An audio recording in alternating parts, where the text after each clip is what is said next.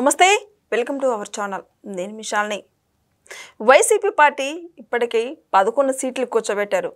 మళ్ళీ జగన్మోహన్ రెడ్డి జూన్ 4వ తేదీన వెండిపోటు దినంగా ప్రకటించుకున్నారు. అసలు ప్రజలు దీనికి ఏం స్పందిస్తారు? మరి ముఖ్యంగా చూసుకుంటే ఇటు తెలుగుదేశం పార్టీ, అటు జనసేన పార్టీ, ఈ రెండు పార్టీలు జూన్ 4వ తేదీన పండగ చేసుకోబోతున్నారు. అయితే జూన్ 4వ తేదీన సంక్రాంతి పండుగ ఎలా చేసుకుంటామో అలా సాయంత్రం దీపావళి పండుగ ఎలా చేసుకుంటాం అలా చేసుకోబోతున్న రెండు పార్టీలు. అయితే దీని మీద పూర్తిగా విశ్లేషించడానికి మనతో పాటు స్టూడియోలో ఉన్నారు పొలిటికల్ అనలిస్ట్ శ్రీలీల గారు ఉన్నారు. వారిని అడిగి కొన్ని విషయాలు మనం తెలుసుకుందాం. నమస్కారం మేడం. నమస్తే అమ్మా. మేడం, మాజీ సీఎం జగన్మోహన్ రెడ్డి పార్టీ 11 సీట్లు కూర్చోబెట్టింది. అయినా సరే వాళ్ళు జూన్ 4వ తేదీన వెన్నుపోటు దినంగా ప్రకటించుకున్నారు. అసలు దీన్ని ప్రజలు ఎలా స్పందిస్తారంటే మీరు ఏం చెప్తారు మేడం? వైఎస్ఆర్సీపీ పార్టీ జగన్మోహన్ రెడ్డి వాళ్ళ బ్యాచ్ అంతా కలిసి ఒక బ్యానర్ రిలీజ్ చేశారు. జూన్ 4వ తారీఖున వెన్నుపోటు దినోత్సవం. సజ్జల రామకృష్ణారెడ్డి జూన్ 4వ తేదీన పోస్టర్ రిలీజ్ చేశారు మొన్న. అదేంటంటే వీళ్ళు ఏదైతే పోస్టర్ రిలీజ్ చేశారో దాని గురించి చెప్పుకోవాలంటే వీళ్ళు 2019 to 24 వరకు వీళ్ళ పరిపాలన ఎలా జరిగింది, వీళ్ళ అధికారంలోకి వచ్చాక 2019 డిసెంబర్ 17వ తారీఖున జగన్మోహన్ రెడ్డి గారు అసెంబ్లీ సాక్షిగా ఒక నివేదిక ఇచ్చారు. అదేంటంటే దాన్ని అందరూ కూడా వాళ్ళ 150 మంది ఎమ్మెల్యేలు అందరూ కూడా ఎలా ఆమోదించారని చెప్పి చూస్తే 3 రాజధానులు, అక్కడెక్కడో కంట్రీలో 3 రాజధానులు ఉన్నాయి, మనం కూడా ఇక్కడ 3 రాజధానులు కడదామంటే అందరూ కూడా ఓకే అంటే ఓకే అన్నారు. అమరావతి రైతులకు వెన్నుపోటు పొడిచిన జగన్మోహన్ రెడ్డి. ఎవరైతే నిన్న సకల శాఖ మంత్రి సజ్జల రామకృష్ణారెడ్డి ఒక బ్యానర్ రిలీజ్ చేశారు, వెన్నుపోటు దినోత్సవం జూన్ 4వ తారీఖుని. నిజంగా ఇక్కడ ఎవరు వెన్నుపోటు పొడిచారు, ఎవరు అధికారంలో ఉన్నప్పుడు ఎంతమంది జీవితాలతో వీళ్ళు ఆటలాడారు అంటే చెప్పుకుంటూ పోతే జగన్మోహన్ రెడ్డి వెన్నుపోటు ఎవరికి పొడిచాడు? మరి బాబాయ్ గొడ్డల పోటు, తనకు తానే కోడికత్తిపోటు, ప్రజలందరికి కూడా 3 రాజధానులు అన్నాడు రాష్ట్రంలో. ఎక్కడా కూడా 3 రాజధానుల గురించి ఏ విధంగా వీళ్ళు పరిపాలన సాగించారో మనం చూస్తూ ఉన్నాం.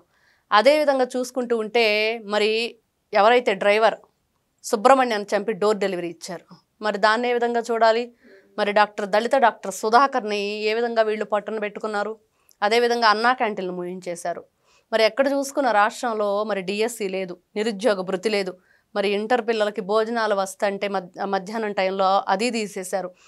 ఎక్కడ చూసుకున్న రాష్ట్రంలో వీళ్ళు చేసిన అరాచక పరిపాలన ఏదైతే ఉందో ఎవరికి ఎవరు వెన్నుపోటు, తల్లికి వెన్నుపోటు పడిచావు, చెల్లికి వెన్నుపోటు పడిచావు, బాబాయ్ కూతురికి వెన్నుపోటు పడిచావు, బాబాయిని గొడ్డల పోటుకు బలి చేసుకున్నారు. ఎవరు చేశారు ఇవన్నీ? ఎవరనాలి ఈ రోజున వెన్నుపోటు అని? నిజంగా ఆశ్చర్యం అనిపిస్తుంది. ఎవరికి వెన్నుపోటు ఎవరు పొడిచారని ఈ రోజున చూసుకుంటూ ఉంటే ఒక్కొక్కటి మరి ఈ రోజున మద్యం కుంభకోణం మరి భారతదేశంలో కూడా ఎవరు విని కని ఎరగని రీతిలో జరిగింది.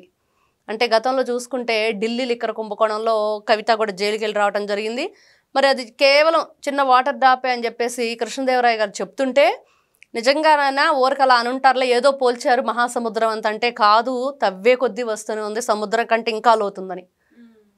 మరి అంత ఘోరాతి ఘోరమైన నేరాలు చేసిన మీరు ఈ రోజున వెన్నుపోటు దినోత్సవం అంటే నవ్వొస్తుంది. నిజంగా అంత హాస్యాస్పదంగా ఉంది. ఎవరు ప్రజలందరూ కూడా ఒక రాక్షస చెరలోంచి విముక్తి పొంది ఈ రోజున ప్రజలు ఒక దీపావళి, ఒక సంక్రాంతి చేసుకుంటున్నారు. వాళ్ళు చేసుకోవాలి ఒక దసరా, ఆ పండగలన్నీ కలిసి ఒకే రోజు వస్తే ఎలా ఉండిద్ది అంటే నిజంగా కూటమి ప్రభుత్వం గెలిచింది, ప్రజలందరూ కూడా ఆ రోజున సంతోషంతో ఇప్పుడు చూస్తున్నాం. మరి వాళ్ళు అధికారంలోకి వచ్చే కూటమి ప్రభుత్వం ఏ విధంగా రాష్ట్రం అభివృద్ధి పదం వైపు పరుగులు పెడుతుందని. మరి జగన్మోహన్ రెడ్డి గారు అధికారంలో ఉన్నప్పుడు ఏం చేశారు?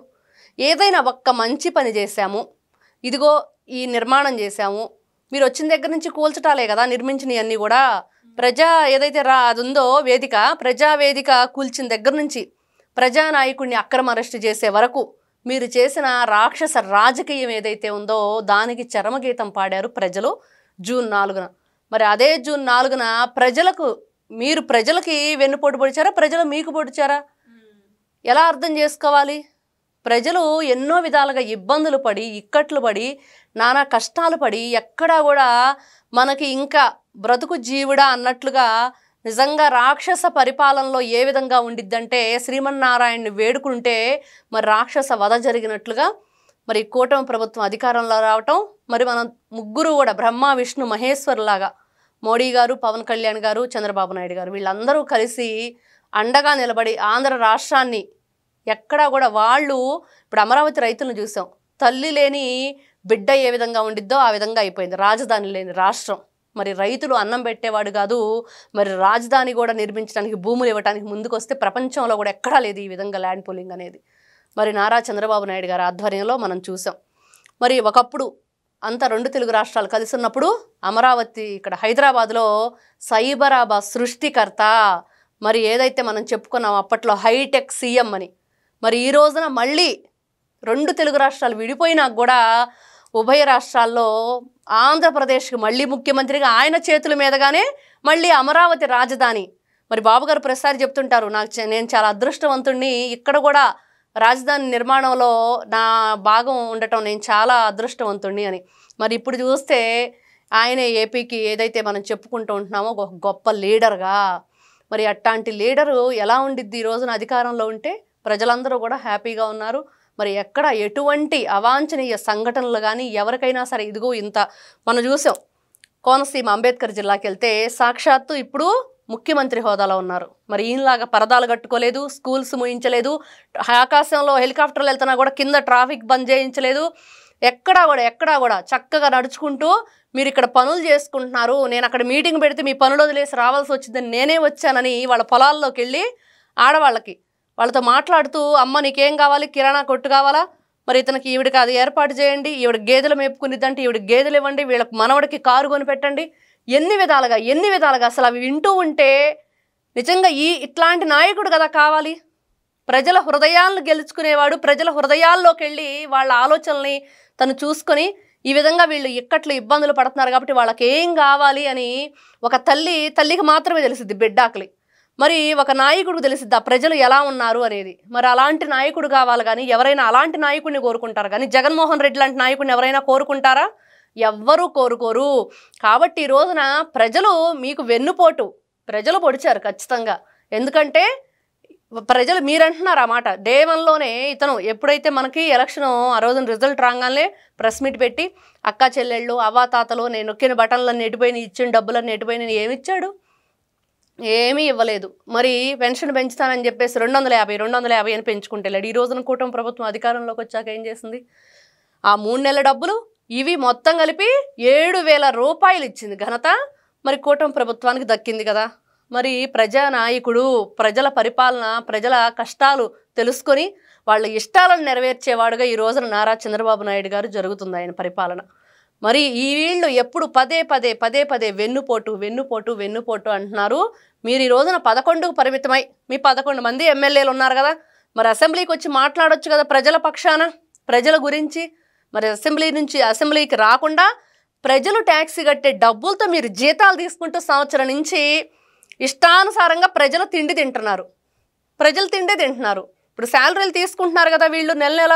మరి ఎందుకు తీసుకుంటున్నారు?